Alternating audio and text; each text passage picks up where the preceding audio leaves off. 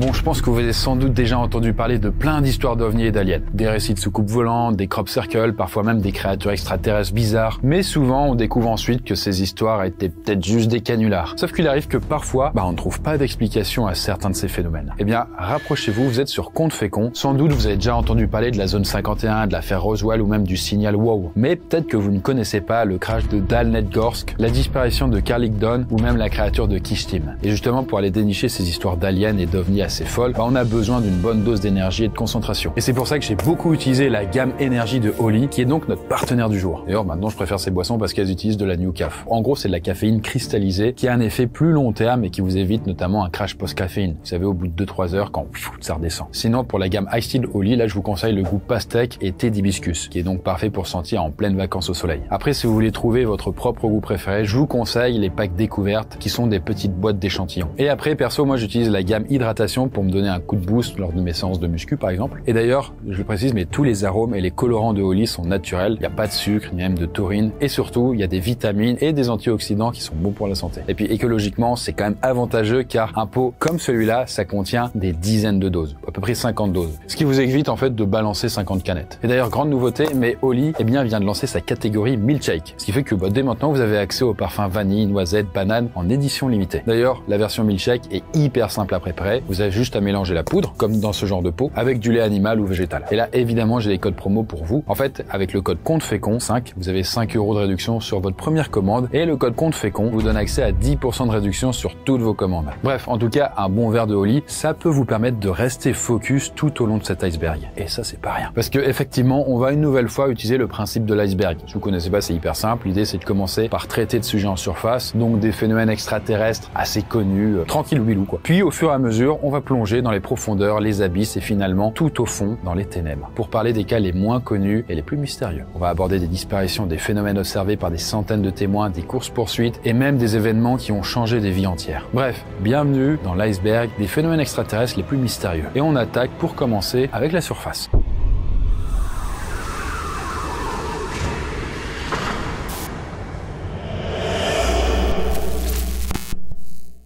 Crop circle.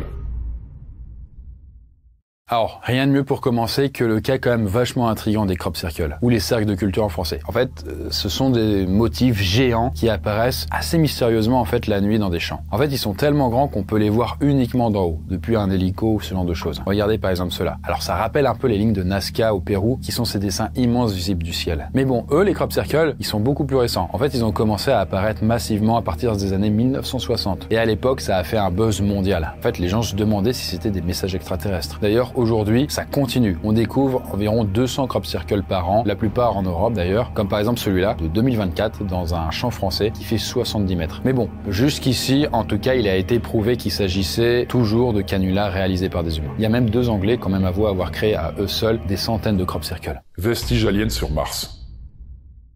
Bon, ça fait 30 ans qu'on envoie des robots sur Mars. Ils prennent souvent des photos et en vrai, certaines d'entre elles ont quand même fait parler d'elles. Par exemple, cette photo-là, d'une ouverture dans la roche, elle ressemble bizarrement à une porte. Alors vous la voyez, c'est quand même chelou, j'avoue. Et immédiatement, là, ça a donné lieu à des théories un peu faux-folles, en fait, sur des civilisations martiennes. Mais en vrai, en fait, cette forme a été sans doute créée par un éboulement. Mais notre cerveau, il a tendance à vite inventer des formes familières avec une image random. C'est ce qu'on appelle d'ailleurs la pareidolie. Par exemple, quand on voit des visages là où il y en a pas, genre là, c'est pas des visages du tout, même si on les voit. Bon, il existe aussi d'autres photos de Mars dans le même style qui ont toutes été débunkées jusqu'ici, comme par exemple cette photo véritable d'un faux atterrissage de soucoupe volante, ou même cette fameuse fausse pyramide, ou même cette fausse silhouette. Bref, tout ça, c'était des pareidolies. Et selon l'angle dans lequel on prend la photo, ça ne ressemblait pas du tout à ça.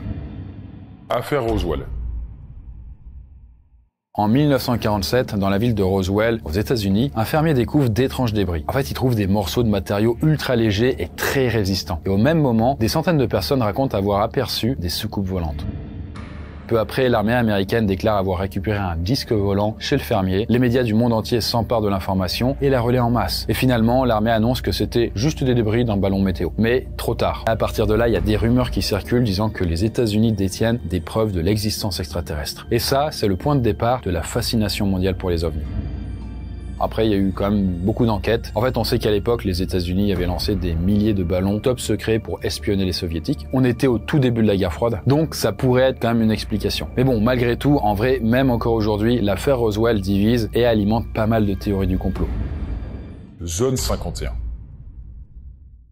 Bon, la zone 51, c'est le lieu secret le mieux gardé des États-Unis et en même temps qu'on connaît le plus, donc c'est un petit paradoxe. Alors de base, techniquement, il s'agit d'une grande base militaire située dans un désert et le périmètre est entouré de barbelés, de caméras, de tours de surveillance. Il y a des patrouilles qui circulent en permanence autour et qui sont autorisées à utiliser leurs armes si nécessaire. Auparavant, en fait, c'était une zone de test pour les avions espions américains, en théorie en tout cas, mais aujourd'hui, on ne sait pas ce qui s'y passe. Alors, la zone 51 alimente plein de théories. Il y a même le grand JD, il y a quelques années, qui s'y était rendu. Il avait fait une vidéo qui avait super bien fonctionné et où on voyait qu'effectivement les militaires étaient pas commodes, quoi. Alors du coup, il y en a qui pensent que c'est un centre d'études d'appareils extraterrestres, notamment sur des engins récupérés à Roswell, justement. Certains pensent même que c'est un lieu d'études sur des créatures extraterrestres. Et dans les années 2000, le hacker Gary McKinnon avait même infiltré des ordinateurs de l'armée états-unienne et il affirme avoir vu des documents qui parlent d'ovnis et d'agents non terrestres. Et notamment, en tout cas, certains de ces ordinateurs se trouvaient dans la fameuse zone 51. Mais bon, en tout cas, aujourd'hui, on n'a aucune preuve de tout ça, donc on peut quand même dire que le mystère reste quand même bien opaque.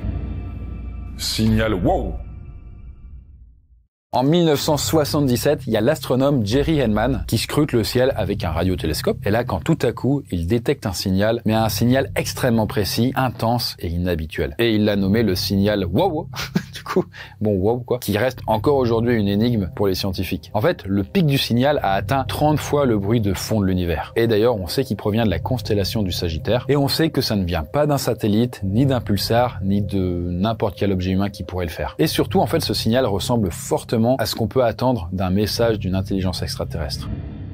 À partir de là, il y a eu plein d'hypothèses pour l'expliquer, dont une assez intéressante en 2024, qui doit d'ailleurs être évaluée par la communauté scientifique. Mais bon, tout ça c'était une mise en bouche, je me suis pas arrêté longtemps sur ces différents petits cas, et maintenant qu'on a abordé les plus connus, là on va descendre juste sous la surface, pour parler notamment d'observations d'ovnis en masse, d'une créature bizarre et même de lumière étrange.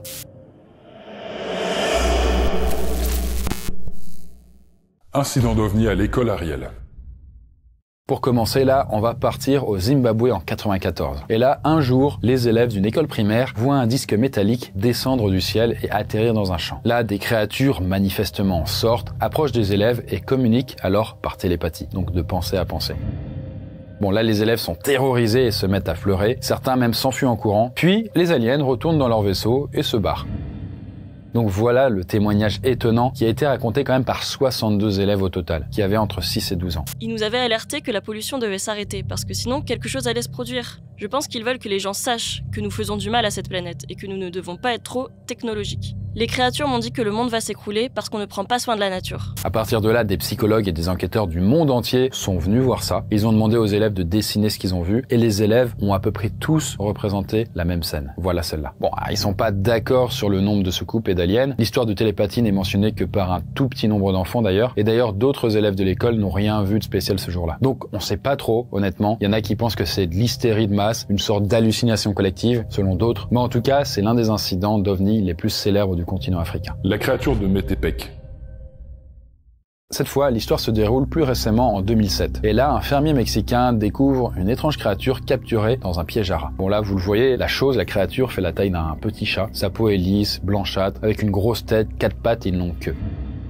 En gros, on dirait quand même un peu un alien. Là, le fermier déclare que la créature était encore vivante et agressive quand il l'a trouvée, et il a dû d'ailleurs la bloquer pendant plusieurs heures sous l'eau pour réussir enfin à la noyer. Bon, suite à ça, sous la pression médiatique, le fermier accepte de livrer la créature aux scientifiques, et au scanner, le cerveau de la créature se révèle alors extrêmement développé. Plus qu'un chat, quoi, en tout cas. Donc, manifestement, vu la taille du cortex, elle devait être super intelligente, et d'ailleurs plus étrange encore, mais il était impossible d'identifier son ADN. En plus de ça, la suite de l'histoire prend une tournure carrément mystique, car en fait, peu après avoir donné la créature, le pauvre fermier meurt brûlé dans sa voiture. Alors du coup, on sait pas, est-ce qu'il s'agit d'une sorte de vengeance d'alien ou alors d'une coïncidence chelou? Parce que, en tout cas, un ami du fermier va finalement, au bout d'un temps, avouer que cette créature était un canular. Cet ami était un taxidermiste, donc quelqu'un qui empaille les animaux morts. Et en fait, il avoue avoir fabriqué la créature à partir d'un cadavre de petit singe, et tout ça à la demande du fermier. Ensuite, il leur a enlevé tous les poils et la peau, puis plié le squelette pour lui donner un aspect arrondi. Incident de la forêt de Rendlesham. La direction l'est de l'Angleterre en 1980, et là, une nuit, des militaires aperçoivent une forte lumière dans le ciel. En fait, on dirait une étoile filante, mais beaucoup plus puissante et avec une traînée bleu-verte. L'objet semble d'ailleurs atterrir dans la forêt d'à côté, et alors là, une patrouille de reconnaissance est envoyée sur place. Et en entrant dans la forêt, la patrouille aperçoit subitement un objet brillant, d'apparence métallique, en forme de pyramide et avec des lumières colorées. Mais là, quand il s'approche, l'objet disparaît dans les arbres. Au même moment, des animaux d'une ferme voisine sont pris dans une grande agitation. Le lendemain matin, une nouvelle patrouille retourne sur les lieux. Et là, ils trouvent 3 empreintes sur le sol qui forment une espèce de triangle. Et là, en fait, ils relèvent de très légères radiations au niveau des empreintes. Ils trouvent aussi des traces de brûlures et des branches cassées sur les arbres autour. Et ils aperçoivent une lumière rouge clignoter au loin. Bon. Après plusieurs enquêtes, on semble pouvoir expliquer ce qui s'est passé. En fait, les lumières que les militaires ont vues seraient simplement celles d'une météorite et d'un phare puissant, a priori. Voilà, les phares en bord de mer, quoi. Et les traces au sol auraient été faites par des grattages de lapins. Et enfin, les brûlures aux arbres seraient des marques des forestiers pour indiquer, vous savez, les arbres à abattre. Bien que certaines énigmes demeurent, nous pouvons conclure qu'aucun engin surnaturel n'a été vu dans la forêt de Rendlesham. Nous pouvons également affirmer avec certitude que les événements étaient une série de perceptions erronées de choses ordinaires, rencontrées dans des circonstances moins ordinaires. Et voilà grosso modo l'histoire d'OVNI la plus célèbre d'Angleterre. La bataille de Los Angeles. Voilà, petit tour aux États-Unis et on est en 1942 pour l'un des incidents les plus étranges de l'histoire du pays. On est à ce moment-là en pleine Seconde Guerre mondiale. La guerre fait rage en Europe entre tous les pays face à l'Allemagne et compagnie. Et les États-Unis, eux, vivent dans la peur depuis l'attaque japonaise de Pearl Harbor survenue 3 mois plus tôt. Et une nuit, vers 2h du matin, les sirènes d'alerte retentissent dans toute la ville de Los Angeles. Et là, on signale une intrusion aérienne. Et là, les gens se disent, putain, ça y est, c'est les Japonais qui attaquent. Et là, l'armée braque ses projecteurs vers le ciel et ouvre le feu. D'abord, des mitraillettes tirent, puis des obus anti-aériens, et tout ça sur des avions qui ont été signalés. Ce qui fait qu'il y aura près de 1400 obus qui sont tirés en quelques heures. Plusieurs bâtiments sont même endommagés et 5 civils sont tués par des éclats d'obus. Mais étonnamment, aucun avion n'est abattu malgré tous ces tirs. Rien du tout. Là, la nuit passe et le lendemain, l'armée déclare que c'était une fausse alerte, probablement due au stress. C'était un peu léger. Quelques années plus tard, après la guerre, le Japon a même confirmé qu'ils n'ont jamais envoyé de force aérienne au-dessus de Los Angeles. Mais alors du coup, qu'est-ce qui a déclenché ces alertes? Là, quand on commence à s'intéresser au truc, on se rend compte que certains témoins parlent de lumière étrange cette nuit-là. Il y a même une photo qui est prise et qui montre des projecteurs en train de braquer une forme ovale au-dessus de la ville. Voilà, cette photo. C'est vrai que c'est un peu bizarre quand même. Bon là, pour certains, les extraterrestres sont derrière tout ça. En fait, leur vaisseau aurait déclenché des alertes et l'armée aurait alors tenté de les repousser. Et du coup, on peut dire que Los Angeles semble avoir livré bataille contre des fantômes. Ou en tout cas, des choses pas de ce monde, qui peut être des fantômes ou pas, quoi, du coup. Il est à présent temps de plonger un peu plus profondément dans les profondeurs de cet iceberg. Et en parlant de phénomènes bien plus concrets et inexplicables. Avec des accidents, des vagues d'objets non identifiés dans le ciel ou même des rencontres très énigmatiques.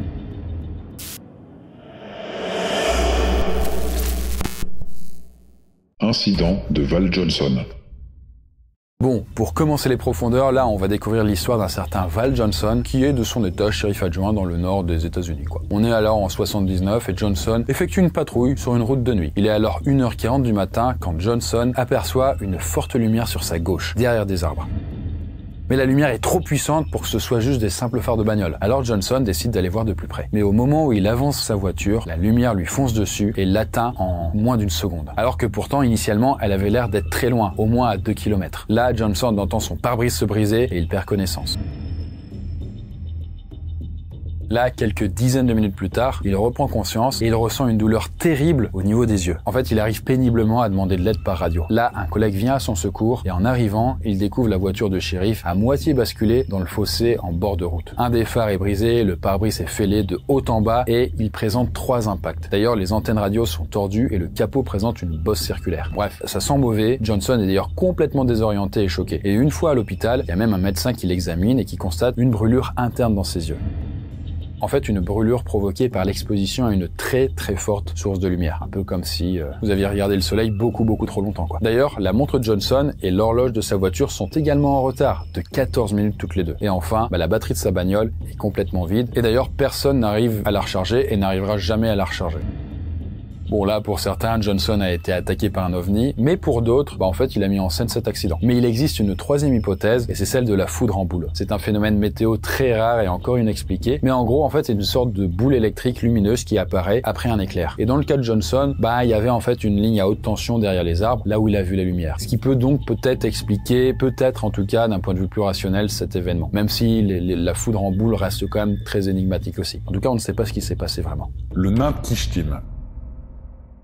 Voilà, on change de décor pour partir au fin fond de la Russie, parce que l'histoire commence en 96 dans un petit village de campagne, et un soir d'orage, une femme de 74 ans, atteinte de troubles mentaux, sort de chez elle. Elle s'appelle Tamara, et elle va chercher de l'eau dans un puits. Et là, tout à coup, son regard est attiré par quelque chose. En fait, elle s'approche et elle voit une étrange petite créature humanoïde d'environ 25 cm, comme ça quoi. Alors, on dirait un fœtus humain, mais il n'a pas d'oreille, pas de cordon ombilical, il n'y a même pas d'organes génitaux ni de mâchoire inférieure. La peau est d'ailleurs un peu grisâtre, le crâne est chauve, avec des sortes de crêtes qui se rejoignent au sommet, et elle a des très grands yeux. Donc voilà la photo en question, vous voyez. Et là, Tamara, elle est persuadée que cette créature est encore en vie et que c'est son propre bébé.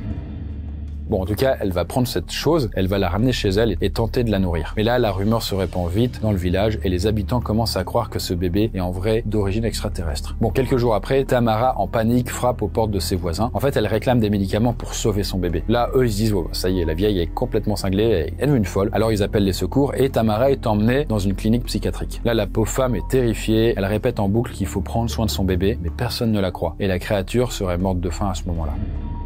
Bon, là vous dites, c'est quand même bizarre, mais visiblement, cette histoire n'est pas un canular. En fait, il y a plusieurs spécialistes qui ont ensuite eu le fœtus entre leurs mains. D'ailleurs, en 2004, des scientifiques auraient même pu faire des tests ADN. Et les résultats montrent qu'il s'agit bien d'un fœtus humain féminin et déformé. En vrai, vu la gueule du truc, c'était impossible qu'il ait survécu plus de quelques heures. Donc ça, ce que je vous dis là, c'est la théorie la plus crédible. Parce que cette région, elle a connu une grave catastrophe nucléaire en 1957. Donc toute la zone était contaminée par des retombées nucléaires, des radiations et compagnie, ce qui pourrait expliquer les malformations. Mais ça, c'est la thèse un peu plus militaire, mais pour d'autres, il peut pas s'agir d'un fœtus humain, parce qu'en fait, il y a bien trop de différences dans le squelette, notamment au niveau du crâne. Bon, en tout cas, depuis, le squelette a disparu, mais il existe encore quelques photos authentiques, comme par exemple celle-là. D'ailleurs, en 2003, il y a un autre squelette assez étrange et assez proche, en fait, qui a été découvert au Chili. Et on l'a appelé d'ailleurs le squelette d'Atacama, et visiblement, ce serait aussi un fœtus humain déformé. La vague belge d'OVNI. Bon. Entre 89 et 91, il semblerait que des milliers de Belges ont observé des objets volants non identifiés. C'est ce qu'on appelle d'ailleurs la vague belge d'OVNI. Et là, les toutes premières observations se produisent le 29 novembre 1989, à environ 30 km de Liège. Et là, d'ailleurs, le témoignage le plus complet vient de 2 gendarmes en service. La nuit venait de tomber quand notre attention a été attirée par un champ illuminé. C'était comme des lumières sur un terrain de football. En approchant, on a alors vu une énorme plateforme triangulaire. En dessous, il y avait des phares puissants, et au milieu, une lumière rouge clignotante. Le tout flottait dans l'air, sans aucun bruit. Là, l'OVNI reste une demi-heure au-dessus de la zone, puis la lumière rouge du centre se détache et plonge vers le sol. D'ailleurs, encore plus tard, les 2 gendarmes voient surgir un deuxième OVNI similaire. Et d'autres gendarmes voient à peu près la même chose plus tard dans la soirée. Et là, attention, ils sont loin d'être les seuls à avoir observé ces objets bizarres dans le ciel. Parce que, au cours de la journée, il y a 250 témoins qui déclarent les avoir observés. Et là, ils ont tous vu, en fait, le même OVNI triangulaire à différents endroits et à différentes horaires. Là, une enquête est même ouverte avec l'aide de l'armée de l'air, mais aucune explication n'est retrouvée. Suite à ça, au cours des mois suivants, d'autres observations ont lieu de temps en temps, avec parfois des nouvelles observations, mais de masse à différents endroits de la Belgique. Et tout ça jusqu'en mars 90, où le mystère atteint son apogée. Parce que un soir, 3 lumières puissantes et inhabituelles sont signalées. Elles changent de couleur entre le rouge, le vert, le jaune, et elles forment tout un triangle. Puis une deuxième série de lumières est signalée dans la même zone. Et cette fois, le phénomène est visible à la fois sur les radars de l'armée belge et depuis le sol. Là, 2 avions militaires décollent, mais les lumières se mettent à changer de position et à accélérer extrêmement rapidement, comme si on leur mettait des pichenettes. D'ailleurs, si rapidement que les avions n'arrivent même pas à les intercepter, ni même à les voir. Et finalement, ces objets bizarres, ces ovnis disparaissent en laissant un grand mystère derrière eux. Au total, quand même, faut se dire, mais il y a près de 2000 observations qui ont été recensées durant cette vague d'OVNI. Alors là, pour certains, il s'agit tout simplement d'une illusion de masse. C'est pas trop comment, mais c'est comme ça. Mais bon, quoi qu'il en soit, près de 30 ans plus tard, il est impossible de savoir ce qui s'est réellement passé en Belgique. L'affaire des Baba Michelin. Alors bon, vous savez, le bonhomme Michelin, il ressemble à ça. Voilà, c'est la mascotte emblématique de la grande marque française de pneus. Bon, par contre, ce qui est plus bizarre, c'est qu'il existe quelques témoignages à travers le monde de gens qui auraient observé des bonhommes Michelin. Donc oui. En fait, le cas le plus célèbre et le plus bizarre, eh bien, il se passe sur l'île de la Réunion en 68. Parce que là, un matin, un certain Luce Fontaine, donc un agriculteur de 22 ans, aperçoit une sorte de cylindre ovale devant lui. Ses extrémités sont bleu foncé, la partie centrale transparente, un peu comme un pare-brise. Là, le truc, il est à 4 mètres de hauteur, avec 2 pieds de verre et un métal brillant au-dessus et en dessous. Au centre, je pouvais voir 2 individus qui me tournaient le dos. Ils étaient debout et petits, d'environ 90 cm, enveloppés de la tête aux pieds dans une sorte de combinaison comme celle du bonhomme Michelin, avec des casques. Puis il y a eu un éclair très puissant, tout devint blanc autour de moi. Il se dégagea une forte chaleur, puis une sorte de rafale de vent et quelques secondes après, il n'y avait plus rien. En m'approchant de l'endroit où se trouvait l'objet, il n'y avait aucune trace. Là, évidemment, les gendarmes ouvrent une enquête, mais ce qui est bizarre, c'est que quelques jours plus tard, on découvre que les vêtements de Luce sont légèrement radioactifs. Et surtout, en fait, ils sont radioactifs uniquement du côté qui était face à l'OVNI. Là, en observant les lieux de l'observation, on détecte aussi 8 taches radioactives sur l'herbe. Mais plutôt faibles, bien qu'elle ait pu être peut-être plus élevée au moment de l'incident. Et puis, en plus de ça, Luce se met à saigner régulièrement du nez pendant 8 jours après l'incident. Là, le temps passe et quelques mois après, plein de rumeurs circulent. Et pour certains, Luce a rencontré juste des extraterrestres. En tout cas, depuis, on n'a plus de preuves qui permettent de valider ou de débunker ces théories. Parce que c'était, je le rappelle, en 1968. Eh bien, on va à présent plonger un peu plus dans les grandes profondeurs, mais juste avant, je me permets de vous dire, si vous appréciez vraiment ces histoires sur les ovnis et ce genre de choses, sachez que le premier roman que j'avais sorti, qui était Le Médaillon d'Orion, a clairement du coup ça en toile de fond. Je peux pas en dire plus, mais il y a dedans un grand mystère qui tourne autour d'ovnis ou d'entités en fait qui ne viennent pas de ce monde. Voilà, je sais pas s'il est encore disponible à la Fnac et compagnie, mais vous pouvez le trouver sur Amazon ou alors sur différentes boutiques. Bon, en tout cas, nous allons voir maintenant de nombreuses rencontres aliens, une créature étrange ou encore une légende très ancienne.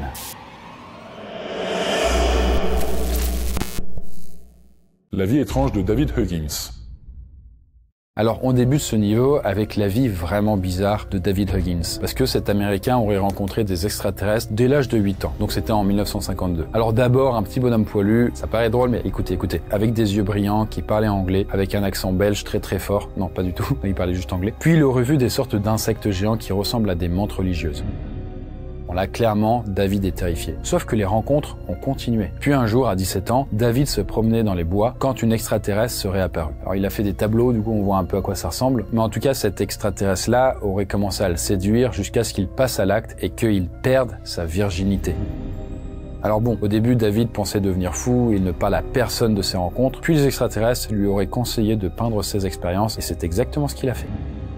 Bon, j'avoue que les peintures sont intéressantes et elles font un peu froid dans le dos, mais en tout cas pour lui, peindre est devenu une vraie thérapie et manifestement les visites de ces créatures et les relations intimes avec l'extraterrestre auraient continué jusqu'à aujourd'hui. D'ailleurs, David a appelé cette extraterrestre Crescent et c'est elle qu'on voit sur la plupart des tableaux. Ma relation avec Crescent était chaleureuse et amicale, un peu étrange aussi, très étrange. C'était ma petite amie en fait, une relation très peu conventionnelle. Ma dernière rencontre avec elle s'est déroulée il y a 6 mois. J'étais assis sur une chaise, Crescent est apparu derrière moi et m'a entouré de ses bras. Et c'est à peu près tout. Et d'ailleurs, au passage, il semble que David ait engendré des centaines de bébés extraterrestres. Il copulait, du coup, comme je vous ai dit. Et là, la particularité pour lui, c'est qu'il n'a jamais vraiment cherché à convaincre les gens de son histoire. En fait, il peint dans son coin. Certains de ses amis et de ses voisins ne sont même pas au courant. Mais en tout cas, il y a certains autres cas qui font même penser à celui de David. Et par exemple, en Chine, un certain Meng Zhaoguo raconte avoir aussi fait l'amour avec une extraterrestre en 1994. D'autres créatures seraient ensuite venues lui dire qu'il faut protéger la nature et aussi que dans 60 ans, il deviendrait père d'un enfant mi-extraterrestre mi-humain. En parallèle, en Afrique du Sud, une certaine Elizabeth Klarer a raconté avoir été contactée régulièrement par des extraterrestres à partir de 1954 quand elle avait 7 ans. Et elle aussi, elle disait avoir eu une relation sexuelle avec un extraterrestre. Après, là, même son propre fils avoue qu'il n'a jamais eu aucune preuve de ce qu'elle raconte. En tout cas, petite anecdote personnelle sur le sujet, mais c'est assez étrange puisque ces créatures-là, en fait, que ce David a peint et qu'il prétend avoir vu, c'est exactement les mêmes créatures, en fait, qu'une amie m'avait raconté avoir vu quand elle était petite et quand elle habitait encore au Maroc. Et qu'elle voyait en l'occurrence du coup chez elle et qui apparaissait en fait avant de disparaître au coin de certaines portes, ce qui fait qu'elle avait eu un certain traumatisme de tout ça en devenant plus âgée. En tout cas, depuis, elle ne sait vraiment pas qu'est-ce que c'était, mais lorsque sa famille a fait une sorte d'exorcisme, de prière très particulière, eh bien toutes ces apparitions bizarres ont cessé du jour au lendemain. Aujourd'hui, en tout cas, elle va beaucoup mieux. Rencontre de Valençol. Alors là, on poursuit avec un autre cas français, mais très connu, et de rencontre du troisième type. Cette fois-ci, ça se passe en 65, sur le plateau de Valençol, en Provence, et qui est quand même assez connu pour sa lavande. Là, il est 5h45 du matin, et Maurice Mas, un agriculteur, est occupé à travailler à un champ de lavande. Quand, tout à coup, il entend un sifflement puissant. Là, Maurice aperçoit au loin un engin de la taille d'une bagnole, en forme de ballon de rugby, et posé sur des petites pattes. Là, devant cet engin, il voit deux silhouettes humanoïdes de petite taille, portant une sorte de combinaison. Leur tête est proportionnellement 2 à 3 fois plus grosse que celle d'un humain. Il y a un trou à la place de leur bouche, leur crâne est allongé, leur peau est lisse. Là, les silhouettes aperçoivent Maurice et l'une d'elles tend le bras vers lui et il se retrouve subitement paralysé pendant une quinzaine de minutes. Pendant ce temps, l'engin décolle et disparaît.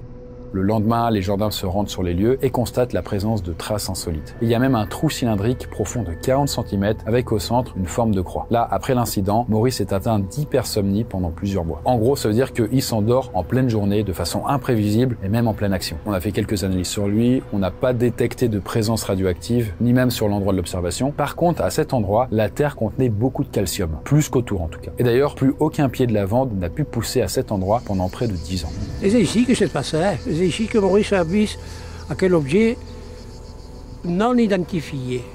Et pendant des ans, il n'a plus rien poussé. Des ans, pas pousse-cube, failli planter coquerin, tout à coup crébable. Alors bon, pour certains un peu sceptiques, Maurice, il s'est un peu emballé, il a juste vu un hélico, et c'était pas une soucoupe volante en tout cas. Mais bon, Maurice lui-même a fait une mise au point là-dessus. L'engin avait la forme d'une araignée géante. J'ai nettement compté 6 pattes, et aucun rotor ni pale. L'appareil a décollé dans un bruit sourd, qui n'a rien à voir avec celui d'un avion ou d'un hélicoptère. J'ai tout de même la prétention de savoir reconnaître un hélicoptère. Ce n'en était pas un. Je suis formel. En tout cas, suite à ça, Maurice, il a quand même mal vécu le fait d'être au centre de l'attention, et d'ailleurs, il n'a plus voulu raconter son histoire. Et même aujourd'hui, cette affaire est officiellement classée parmi les cas inexpliqués. Utsurobun. Alors bon, pour changer un peu, là, laissez-moi vous parler de la légende japonaise de Utsurobun. Et ça, c'est une légende qui se passe en 1803, soit quand même bien avant les autres histoires qu'on vient de voir. Et là, un jour, les habitants d'un village côtier japonais découvrent un objet inconnu échoué sur la plage. Il mesure environ 3 mètres de haut sur 5 de long. Certains textes de l'époque d'ailleurs mentionnent une sorte de navire étrange en forme de disque. Tandis que d'autres textes parlent carrément d'un objet volant en forme de disque. Et d'ailleurs, cet objet, il est représenté dans des dessins de l'époque. Vous voyez, ça ressemble à ça. Donc bon, ça ressemble un peu aux soucoupes volantes qu'on se fait quand même, qu'on s'imagine quoi. Sachant que là, on est en 1803 quoi. Et pourtant, cette légende, elle est née à une époque où personne ne parlait d'aliens. Le mot ovni n'existait pas. Pas de soucoupe volante, tout ça. Mais bon, en tout cas, la partie supérieure de ce disque était apparemment en bois rouge et fait de fenêtres de verre. Et le bas était recouvert de plaques de métal. En tout cas, les villageois vont dans cet objet et ils découvrent dedans des textes écrits dans une langue inconnue, mais aussi des draps, de l'eau ou de la nourriture. La légende raconte aussi qu'une femme âgée d'environ 20 ans et de 1,50 m est sortie de là. Et cette femme avait les cheveux et les sourcils roux avec une étonnante coiffure. Sa peau était très blanche et elle portait des vêtements en tissu inconnu. Elle était d'ailleurs incapable de parler japonais. En fait, elle tenait un mystérieux objet dans les mains que personne n'avait le droit de toucher. Là, les villageois étaient effrayés et ils ont alors décidé de suivre une vieille tradition. En fait, ils ont renvoyé cet inconnu dans son embarcation et ils l'ont laissé dériver sur l'eau. En tout cas, cette histoire que je vous ai racontée, elle est mentionnée dans 11 documents de l'époque. D'ailleurs, il existe aussi une autre version où la femme reste sur place et finit sa vie au village. En tout cas, pour certains, c'est un peu la preuve d'une rencontre extraterrestre, alors que pour d'autres, c'est juste du folklore et puis une rencontre avec une autre culture de l'époque. Gorman et Thomas Mantel. On termine là les grandes profondeurs de l'iceberg avec 2 cas assez similaires et qui se passent tous les deux aux États-Unis en 1948. Le premier cas concerne ce qu'on appelle le combat aérien de Gorman, sachant que pour info, George Gorman, c'est un pilote de chasse expérimenté de l'armée de l'air. Et là, une nuit, alors qu'il vole, il aperçoit une mystérieuse lumière clignotante au loin dans la nuit. Là, Gorman décide de poursuivre cette lumière pour découvrir ce que c'est. Il pousse alors son avion à pleine puissance, mais il se rend vite compte que l'objet va bien trop vite. Là, après quelques manœuvres, il arrive à s'en rapprocher et constate qu'il s'agit d'une boule de lumière d'environ 20 cm. Là, Gorman perd l'objet de vue quand tout à coup, il réapparaît et semble lui foncer dessus. Puis soudain, la boule de lumière monte à la verticale. Là, Gorman prend de l'altitude pour le poursuivre, mais après quelques tentatives, la boule lumineuse disparaît pour de bon. En parallèle, des gens au sol ont aussi pu observer la boule de lumière avec des jumelles. Et en tout cas, l'enquête de l'armée de l'air n'a jamais pu déterminer quel était cet objet. Là, la seule piste, c'est celle d'un ballon météo qui avait été lâché dans cette zone le jour même. Je suis convaincu qu'il y avait une intelligence derrière les manœuvres de cet objet. Il était capable de tourner de façon très serrée à une vitesse considérable. et il était capable d'aller beaucoup plus vite et plus raide que mon avion. Et le deuxième cas du même genre s'est produit un peu plus tôt dans l'année 1948. Et là, c'était un objet volant inhabituel qui est alors repéré dans le ciel par des dizaines de témoins. Mais c'est un grand objet rond et lumineux qui varie régulièrement du blanc au rouge. C'est un phare, quoi. Mais il vole. En tout cas, cet objet-là survole ensuite une base aérienne. 4 avions sont immédiatement envoyés en reconnaissance et parmi eux, on a un pilote appelé Thomas Mantell. Bon là, une course-poursuite commence et Mantell établit un contact visuel avec l'objet. En fait, il semble métallique et très grand. Là, Mantell tente de s'en approcher encore, mais l'objet prend de plus en plus de vitesse et d'altitude. Et finalement, on perd le contact radio avec Mantell.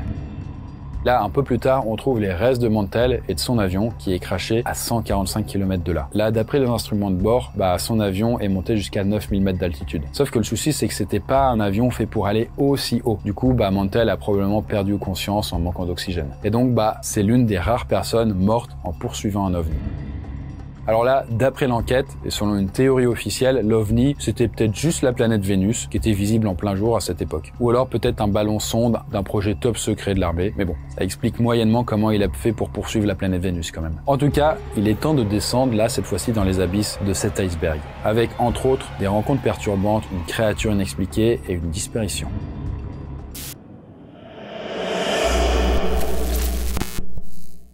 Incident Cache Landrum.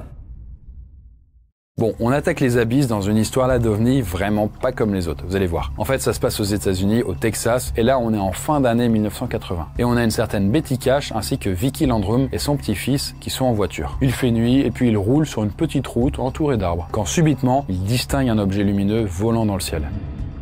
Bon, ils pensent d'abord que c'est un avion, mais quelques minutes plus tard, l'objet réapparaît. Et cette fois, Betty arrête la voiture.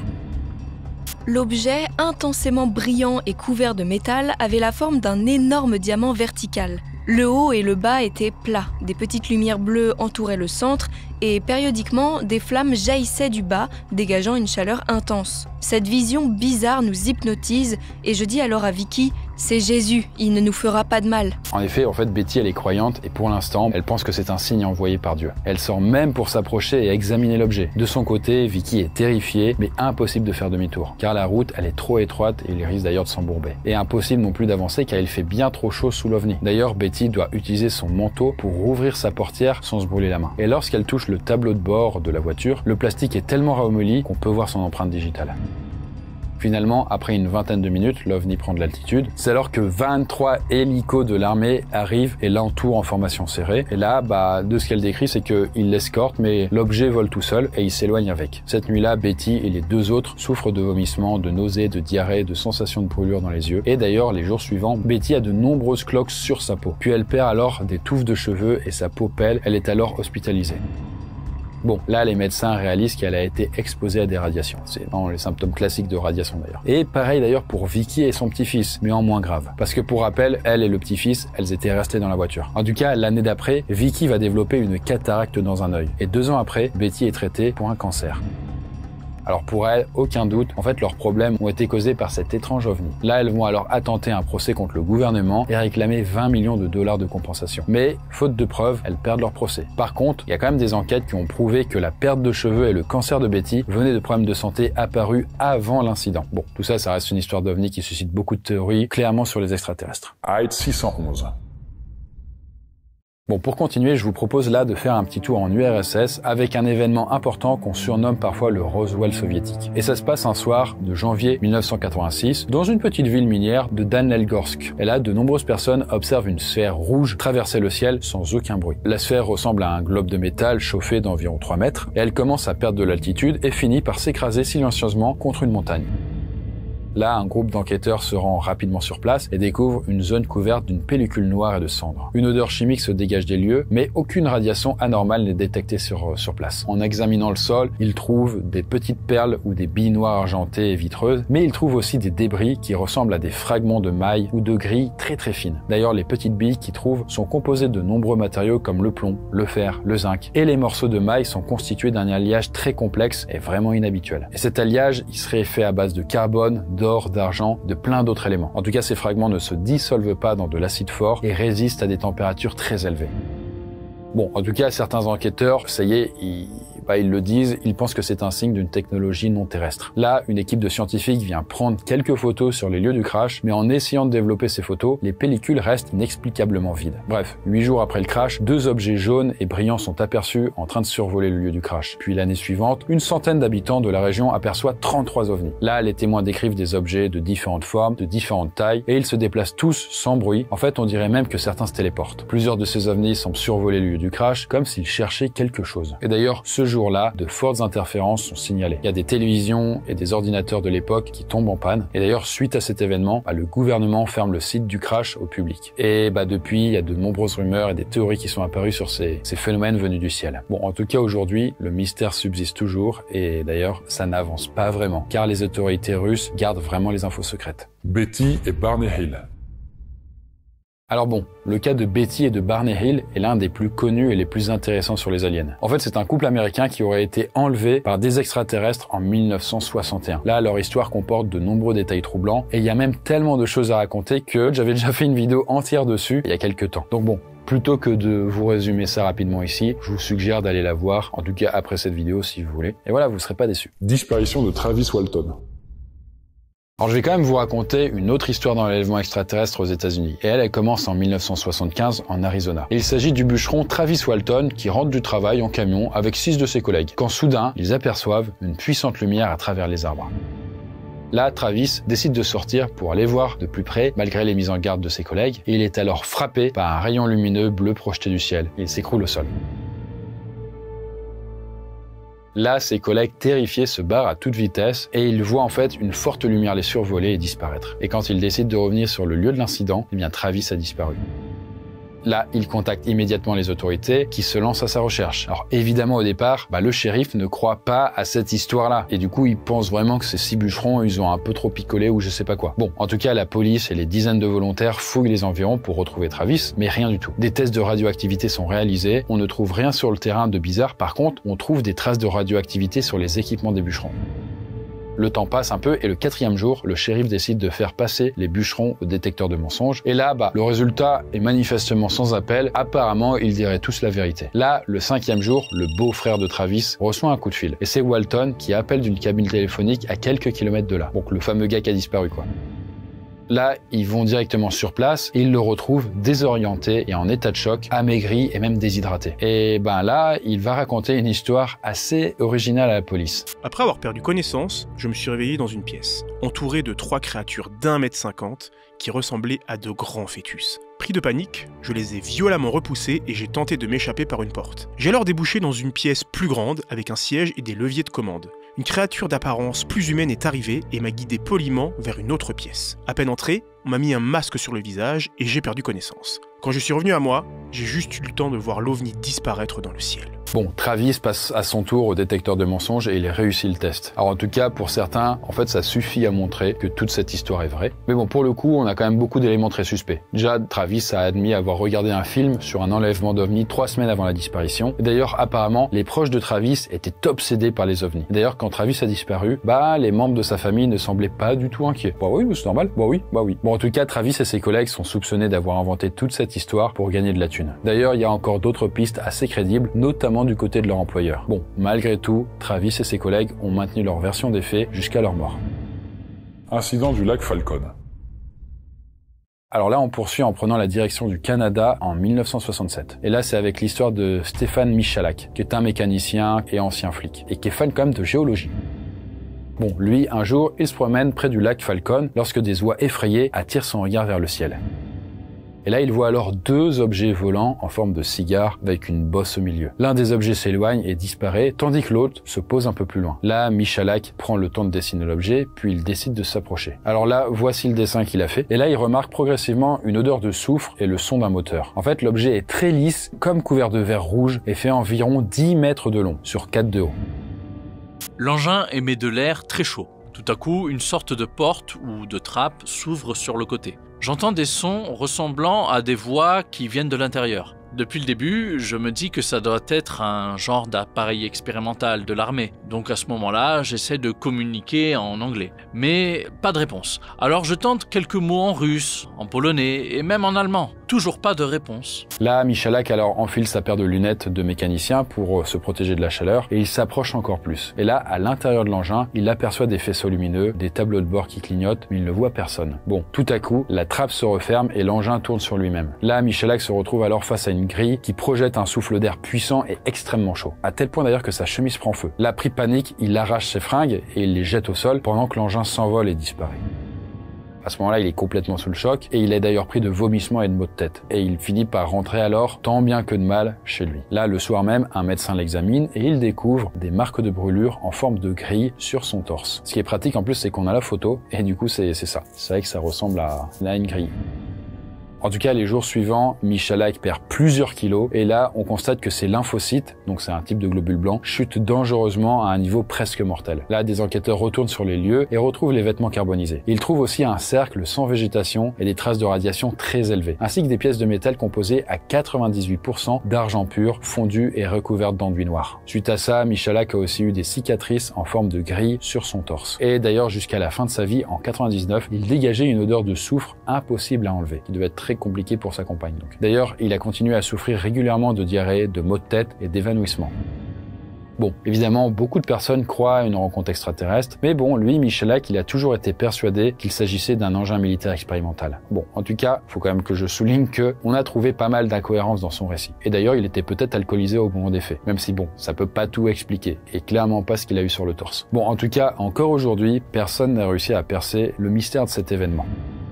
Quant à nous, je pense qu'on en arrive au tout dernier niveau et palier de cet iceberg, puisque là nous allons parler de phénomènes anciens, du Pentagone et d'une disparition vraiment inexplicable.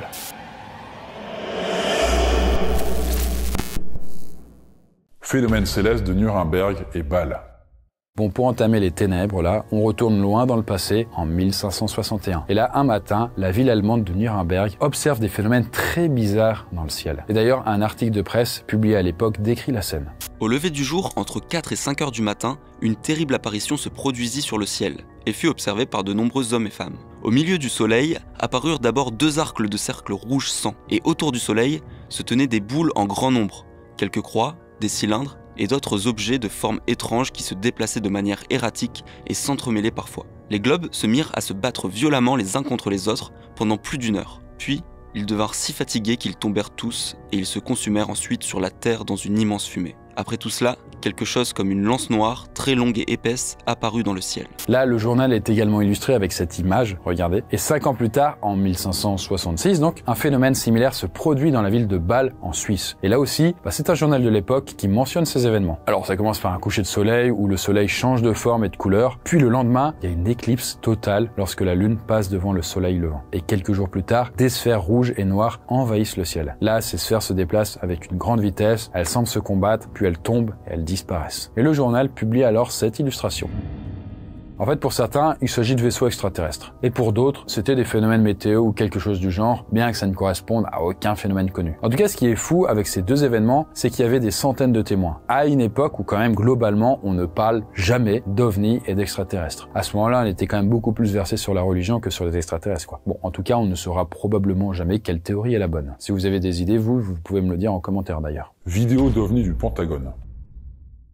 Bon, vous connaissez le Pentagone, c'est le quartier général de la défense des États-Unis. On l'appelle comme ça parce que ça ressemble à un pentagone, quoi. Mais bon, c'est à l'intérieur que sont gardés un grand nombre de secrets de l'armée. D'ailleurs, certains complotistes sont même persuadés que le Pentagone renferme des preuves sur les aliens. Et d'ailleurs, les théories ne sont pas prêtes de s'arrêter. Alors déjà, en effet, parce que le Pentagone a récemment affirmé qu'un nombre croissant d'objets non identifiés étaient repérés dans le ciel depuis 20 ans. Ils l'ont affirmé officiellement. Et d'ailleurs, en 2020, le Pentagone a même publié 3 vidéos officielles d'OVNI. En fait, ces 3 vidéos avaient fuité depuis quelques années. Alors je vais vous les montrer, mais avant, faut savoir, mais le Pentagone a décidé de les publier pour confirmer que oui, ces vidéos sont authentiques. Et d'ailleurs, encore aujourd'hui, les phénomènes observés dans ces vidéos restent non identifiés. En fait, les 3 vidéos qu'on va voir ont été prises par des pilotes de l'armée grâce à des caméras infrarouges installées sur des avions de chasse. Alors, la première vidéo, celle que vous voyez là, a été enregistrée en 2004 au large de la Californie. Et là, en fait, on distingue une forme allongée que certains surnomment tic-tac. Alors, c'est vrai que c'est pas hyper impressionnant, du coup, on comprend pas toujours, mais en fait, c'est juste une caméra qui est pointée. Et donc là, en fait, il a verrouillé l'objet, donc l'avion avec sa caméra. Et donc là, l'avion est en train de suivre l'objet, manifestement. Et d'ailleurs, l'un des pilotes qui a observé cet ovni confirme qu'il n'avait pas d'aile. D'ailleurs, c'était pas pas non plus un hélicoptère, car là c'était juste au-dessus de la mer et il n'y avait pas de souffle sur l'eau. L'objet se déplaçait très rapidement et de manière très irrégulière, et nous ne pouvions pas anticiper la direction qu'il allait prendre ou la manière dont il manœuvrait. C'était extrêmement brusque, comme une balle de ping-pong qui rebondit sur un mur et change de direction.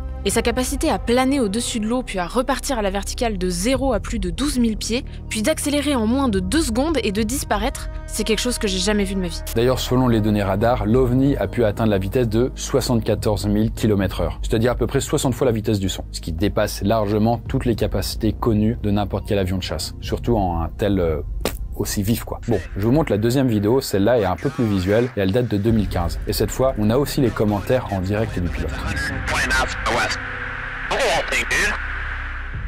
Alors bon, on peut voir une forme ovale, sans aile, se déplacer et effectuer une rotation. Alors là, on est au-dessus des nuages. Et évidemment, c'est en noir et blanc parce que c'est filmé avec une caméra infrarouge. En tout cas, on remarque quand même qu'il y a un côté un peu, effectivement, ovni, mais avec une pointe vers le bas. Et enfin, la troisième vidéo, c'est celle-là. Et là, c'est un petit point au-dessus de l'eau qui se déplace à très vive allure. Là, le pilote tente de verrouiller le viseur de sa caméra dessus. Et d'ailleurs, il a réussi à la troisième tentative. Est-ce que vous voyez bien le point? Ok, il est tout petit. Hein. Alors, d'après le Pentagone, ces objets n'utilisent aucun moyen de propulsion connu à ce jour pour voler. Et d'ailleurs, là encore, il n'y a pas beaucoup de possibilités pour expliquer ces phénomènes. En fait, ça pourrait peut-être être des défauts sur les caméras ou alors des engins extraterrestres. Abduction de Carl Higdon. Alors, on termine en beauté avec le cas d'un certain Carl Higdon. En fait, Carl, c'est un vétéran de l'armée de l'air, donc des États-Unis, et qui est papa de 4 enfants. Et un jour d'octobre 1974, il part chasser dans un parc national. Mais le soir arrive et Carl ne rentre pas à la maison. Là, sa femme est persuadée qu'il lui est arrivé quelque chose de grave et elle finit par signaler sa disparition à la police, qui part à sa recherche dans le parc national. Il fait nuit, le terrain est chaotique et quand ils retrouvent enfin Carl, ils n'en reviennent pas. En fait, il est dans son véhicule, coincé dans un endroit qui semble inaccessible. Là, la grosse camionnette de Carl est embourbée dans 50 cm de boue et de neige. En fait, les policiers diront que c'est comme si le véhicule avait été parachuté depuis les airs. Il retrouve Carl en état de choc et qui est incapable d'expliquer ce qui lui est arrivé. En fait, il se rappelle même plus de son nom et en arrivant à l'hôpital, il ne reconnaît même pas sa femme. Bon, déjà, les médecins de l'hôpital connaissent déjà Carl. Et il a été suivi pour plusieurs maladies graves, dont la tuberculose. Et cette maladie a d'ailleurs laissé des cicatrices irréversibles dans ses poumons. Mais en l'examinant, très bizarrement, les médecins découvrent que ces cicatrices ont disparu. En fait, Carl souffrait également de calculs rénaux depuis des années, hyper désagréables en fait, des petits cailloux dans le sang qui font hyper mal. Et là aussi, tout a disparu. Et enfin, pour finir, ces analyses de sang montrent un taux anormalement élevé de vitamines. Bon, là, évidemment, les toubibs n'en reviennent pas et ils sont incapables d'expliquer cette guérison miraculeuse. Bon, quelques jours après, Carl retrouve peu à peu la mémoire. Vers 16h, j'ai repéré un groupe d'élan. Ce qui s'est passé ensuite a défié toutes les lois de la physique. J'ai appuyé sur la gâchette de mon fusil, mais je n'ai ressenti aucun recul et entendu aucun son. La balle est sortie au ralenti, puis elle est tombée à 15 mètres devant moi. Je suis allé la ramasser et elle était complètement écrasée, comme s'il avait été stoppé par un mur invisible. Bon, là, la balle du fusil est retrouvée dans la poche de Carl. Elle est toute retournée et aplatie. Bon, des experts en balistique n'ont même pas su expliquer ce qui pouvait déformer une balle de cette façon. Là, Carl va ensuite suivre des séances d'hypnose, ce qui va lui permettre de remonter plus de souvenirs et de découvrir la suite des événements. Et sous hypnose, Carl raconte qu'il a été projeté au sol par une étrange force. En fait, une créature humanoïde d'environ 2 mètres est apparue au-dessus de lui. Et d'ailleurs, pour être plus précis, Carl fera un dessin de cet alien. C'est ce dessin-là. Belle combi. Bref, vous voyez, cette entité a 2 antennes, une combinaison noire, une forme de perceuse à la place de la main droite. Et là, une discussion aurait alors commencé entre eux. Et là, l'entité ou l'alien dit s'appeler Oso-One. Et il donne alors 4 pilules à Carl pour se nourrir. Carl en avale une, mais un petit peu malgré lui. Puis, Oso-One l'emmène visiter son vaisseau spatial. En fait, c'est un vaisseau en forme de cube, sans fenêtre. Et tout à coup, le vaisseau démarre et en moins d'1 minute, ils arrivent sur une autre planète. Restez connectés, je continue. Dehors, tout est doré et il y a même d'autres extraterrestres. D'ailleurs, Carl aperçoit une tour si lumineuse qu'elle lui brûle les yeux. Bref, ce voyage se termine de façon brutale et terrifiante parce que Carl aperçoit d'autres humains détenus dans le vaisseau spatial. Là, il est alors placé sur un étrange appareil, puis l'alien lui dit qu'il n'a pas besoin de lui. Il le ramène alors sur Terre, à l'endroit où la police le retrouve un peu plus tard. Au moment où il raconte tout ça, l'histoire fait la une des journaux. Là, Carl passe au détecteur de mensonges et il réussit le test. Manifestement, il ne ment pas. Et étrangement, 1 an plus tôt, un autre gars de la région aurait même vécu une histoire similaire. Bon, bien plus tard, Carl finit par mourir du Covid en 2022. Il a alors 88 ans. En tout cas, tout au long de ces années, il n'a jamais changé de version dans son récit, que ce soit avec ou sans hypnose. Donc, comment expliquer tout ça? Est-ce que Carl aurait-il eu des hallucinations qui étaient peut-être liées à des traumatismes, peut-être de son passé de militaire? Mais dans ce cas, comment aurait-il guéri? Ou est-ce qu'il a réellement rencontré une civilisation extraterrestre évoluée et un peu dorée? Bon, en tout cas, aujourd'hui, je ne sais pas, tu sais pas, il ne sait pas. Clairement, impossible de savoir ce qui s'est réellement produit. Voilà du coup pour ce dernier cas et en même temps cet iceberg sur les phénomènes aliens les plus bizarres. Alors évidemment il reste encore plein d'autres histoires. En fait vous le savez c'est un sujet qui est quand même très deep avec beaucoup de choses, beaucoup d'informations. Il y en a littéralement des milliers et des milliers de partout à travers le monde. En France par exemple il y a un organisme qui s'appelle le GEPAN et qui est chargé de classifier en fait tous ces phénomènes-là. On pourrait même faire une vidéo entière sur le sujet si on voulait. En tout cas moi j'adore ce genre de vidéos et en même temps ce genre de thématique sur les ovnis. C'est pas pour rien que j'avais fait mon premier livre qui en parlait un petit peu. Je peux pas en dire plus. En tout cas si ce genre de sujet vous intéresse, n'hésitez pas à regarder des vidéos en buvant des boissons au lit. C'est très bon. C'est très bon pour la santé également. Il y a plusieurs gammes selon vos besoins. C'est bénéfique pour la santé. D'ailleurs si vous adorez les milkshakes, eh bien ils ont sorti une gamme exclusive sur ça. Profitez-en. Voilà. Le lien est dans la description. Et sur ce, nous on se dit à bientôt pour la prochaine vidéo. Bye.